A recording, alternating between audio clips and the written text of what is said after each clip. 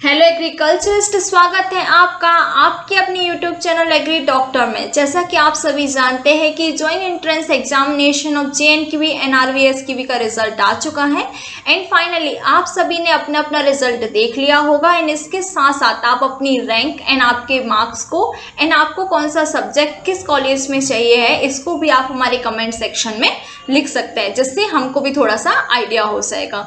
And finally आपके result आने के बाद में आपके मन में अब आ चुकी हैं बहुत ही सारी क्वारीज, यानी अब आपका नेक्स्ट स्टेप क्या होगा। तो इन सारी क्वारीज को टैकल करेंगे हम इस वीडियो में। तो आपकी रिजल्ट आने के बाद में अब सबसे फर्स्ट प्रोसेस क्या होगी, तो सबसे फर्स्ट प्रोसेस में होगा आपके डॉक्यूमेंट का वेरिफिकेशन, जो कि अभी से 15 दिन के बाद ही होगा, क्योंकि अभी तक JNQV में PDC तैयार नहीं हुई है। तो जब तक JNQV के स्टूडेंट एंड RVSQV के स्टूडेंट को PDC नहीं मिल जाती उससे पहले वेरिफिकेशन नहीं होगा। सबसे फर्स्ट वेरिफिकेशन से रिलेटेड क्वेश्चन ये अराइज होता है कि आपको किस किस कॉलेजेस में जाके या फिर कहाँ कहाँ जाके आप अपना डॉक्यूमेंट का वेरिफिकेशन करा सकते हैं। तो आप किसी भी RVSQV एंड JNQV के मेन कैंपस एंड सब कैंपस में जाकर अपना वेरिफिकेशन करा सकते हैं। इसके लिए आपको 3 डेज दिए जाएंगे, जिसमें से किसी भी डेज पर जाकर आप अपना वेरिफिकेशन करा सकते हैं। जब आप वेरिफिकेशन कराने के लिए जाएंगे तो आपको इस टाइप का फॉर्मेट दिया जाएगा, जहां पर आपको इसमें कुछ अपनी जनरल इन्फॉर्मेशन को फिलअप करना है, यहाँ पर आपको आपकी फ़ोटो को स्टिक करना है। इसके साथ साथ आपको डॉक्यूमेंट्स जो भी आपके लिए एप्लीकेबल है उसको उसकी जेरोक्स करवा के आपको अटैच करना होगा। इसके साथ साथ आपको ओरिजिनल कॉपी भी ले जानी होगी। आपको डॉक्यूमेंट्स को यहाँ पर दिए गए सीक्वेंस में ही अरेंज करके वेरिफिकेशन के लिए ले जाना है। तो आपको सबसे पहले आपने जो ऑनलाइन एप्लीकेशन फॉर्म को फिलअप किया था उसकी रिसिप्ट को आपको यहाँ पर उसकी फोटोकॉपी को अटैच करना है। इसके साथ साथ आपका जो रिजल्ट आया होगा ऑनलाइन उसकी फोटोकॉपी और उसका जो ओरिजिनल कॉपी रहेगा उसको अटैच करना है। इसके साथ साथ आपको आपकी PDC, आपकी ट्रांसक्रिप्ट, 10th 12th की मार्कशीट, अगर आपका कास्ट सर्टिफिकेट एप्लीकेबल है तो वो, इनकम सर्टिफिकेट अगर एप्लीकेबल है तो वो, अगर आप MP के डोमिसाइल कैंडिडेट है तो आपके लिए MP का डोमिसाइल सर्टिफिकेट कंपलसरी है। आपका करेक्टर सर्टिफिकेट, अगर आपने कैफ लिया है तो कैफ सर्टिफिकेट। इसके साथ साथ अगर आप EWS के कैंडिडेट हैं तो आपको, अगर आप PWD कैटेगरी के कैंडिडेट है तो आपको PWD का सर्टिफिकेट एसेंशियल होगा।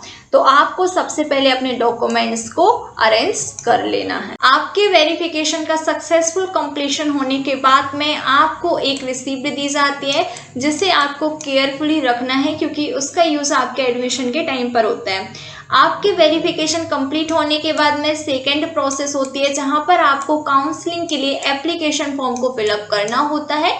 ये कम्प्लीटली ऑनलाइन होता है, आपको सिर्फ वेरिफिकेशन के लिए ही ऑफलाइन जाना होता है।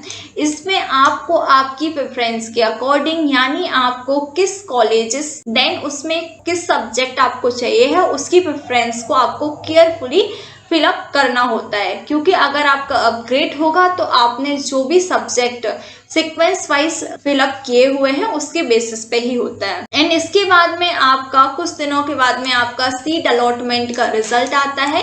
एंड फर्स्ट काउंसलिंग में सिर्फ और सिर्फ जो JNQV NRVSQV के कैंडिडेट होते हैं, इधर वो अदर स्टेट के हैं या फिर MP डोमिसाइल के कैंडिडेट है, सिर्फ उन्हीं को कॉलेजेस अलॉट होते हैं। तो फर्स्ट काउंसलिंग का आपका रिजल्ट आने के बाद में आपको 5000 रुपीज़ पे करने होते हैं। ये विद इन सेम डेज या फिर 1 या 2 डेज के अंदर आपको 5000 रुपीज़ पे करने होते हैं। अगर आप अपग्रेड कराना चाहते हैं तब भी आपको 5000 रुपीज़ पे करने होंगे। अगर आप एडमिशन लेना चाहते हैं सेम सब्जेक्ट सेम कॉलेजेस में तब भी आपको 5000 रुपीज़ पे करने होंगे। एंड आपके सीट अलॉटमेंट के 6 to 7 डेज के विद इन में आपको जिस रिस्पेक्टिव कॉलेज में एडमिशन मिला हुआ है उस कॉलेज में जाकर आपको आपका एडमिशन कराना होता है। लेकिन अगर आपने अपग्रेड के लिए डाला हुआ है तो आपको अपग्रेड का रिजल्ट आने के बाद में आपका एडमिशन रिस्पेक्टिव कॉलेज में जाकर कराना होता है। इसके बाद में आपका जब फर्स्ट काउंसलिंग कंप्लीट हो जाती है ना, उसके एडमिशन्स कंप्लीट हो जाते हैं, उसके बाद में सेकंड काउंसलिंग स्टार्ट होती है, जिसमें अदर स्टेट के कैंडिडेट को भी इक्वली प्रेफरेंस दी जाती है। यहाँ पर जो भी फर्स्ट काउंसलिंग में वेकेंट सीट होती है वो सेकंड काउंसलिंग में अलॉट होती है एंड सेकंड काउंसलिंग में भी सेम प्रोसीजर होती है, लेकिन सेकंड एंड थर्ड काउंसलिंग के कैंडिडेट के पास में अपग्रेड का कोई भी चांस नहीं होता है। उन्हें जो भी सीट अलॉट होती है उन्हें उसी respective college and respective subject में एडमिशन लेना होता है, अदरवाइज उन्हें वो सीट छोड़नी होती है।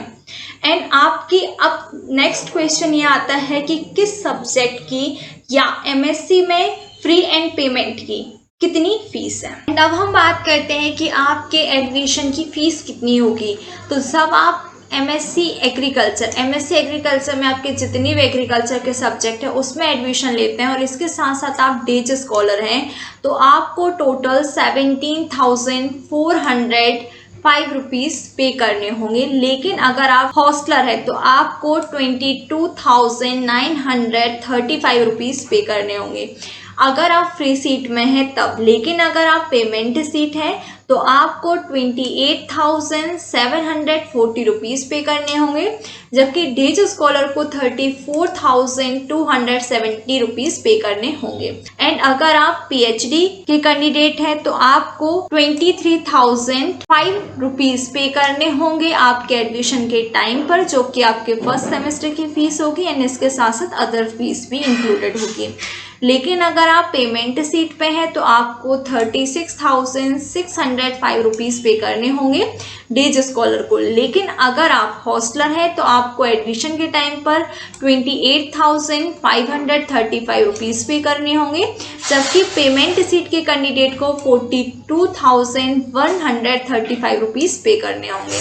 अगर आप MBA यानी बिजनेस मैनेजमेंट के कोर्स में एडमिशन लेना चाहते हैं तो आपको एडमिशन के टाइम पर जब आप डे स्कॉलर हैं तो 24,970 रुपीज़ पे करने होंगे। अगर आप हॉस्टलर हैं तो 30,500 रुपीज़ पे करने होंगे। एंड आपको अगर आप पेमेंट सीट पे हैं तो आपको 36,305 रुपीज़ पे करने होंगे अगर आप डे स्कॉलर हैं तो। अगर आप हॉस्टलर हैं तो आपको 41,835 रुपीज़ पे करने होंगे। ये 2021-22 का एडमिशन फ़ी है एंड आपके इस ईयर में भी अप्रॉक्स फी होगी। आई जस्ट होप ये वीडियो आपके लिए हेल्पफुल रही हो एंड अगर हेल्पफुल हो तो प्लीज़ लाइक करें एंड जिसको भी इसकी ज़रूरत है उसको शेयर करें।